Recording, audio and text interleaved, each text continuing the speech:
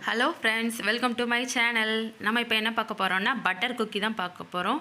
வீட்டிலே ஈஸியாக butter cookie எப்படி செய்யலான்னு பார்க்கலாம். வாங்க வீடியோக்குள்ளே போகலாம்.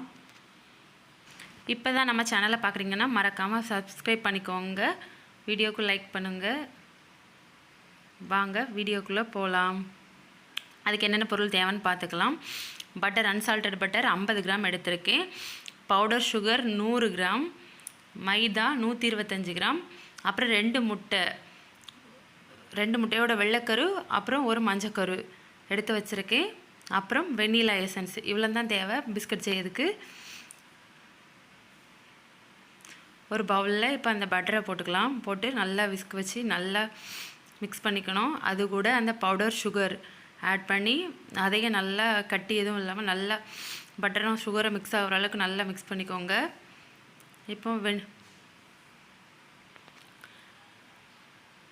இப்போ வெண்ணிலா எசன்ஸ் அது 1 டீஸ்பூன் ஊற்றிக்கலாம். நல்லா மிக்ஸ் பண்ணிக்கோங்க. இது கூட முட்டை நம்ம எடுத்து வச்சுருக்கோம்ல, அந்த முட்டையை ஊற்றி நல்லா மிக்ஸ் பண்ணுங்கள். அந்த முட்டை, சீனி எல்லாம் பட்டர் எல்லாம் மிக்ஸ் ஆகிற மாதிரி நல்லா க்ரீமி மாதிரி வரும், அந்த அளவுக்கு மிக்ஸ் பண்ணிக்கோங்க.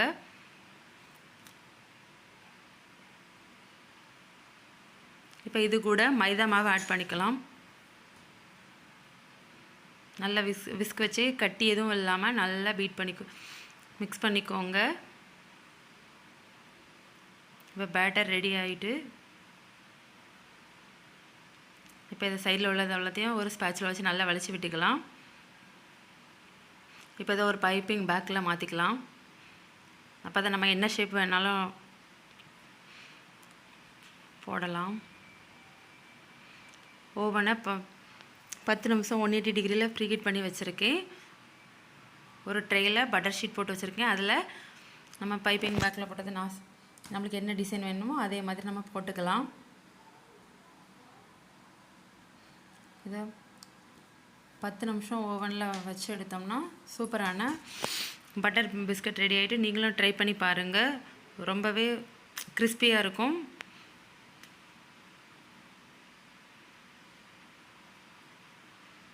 ஆறுனதுக்கப்புறம் உடச்சி பாருங்கள். நீங்களும் ட்ரை பண்ணி பாருங்கள். தேங்க்யூ.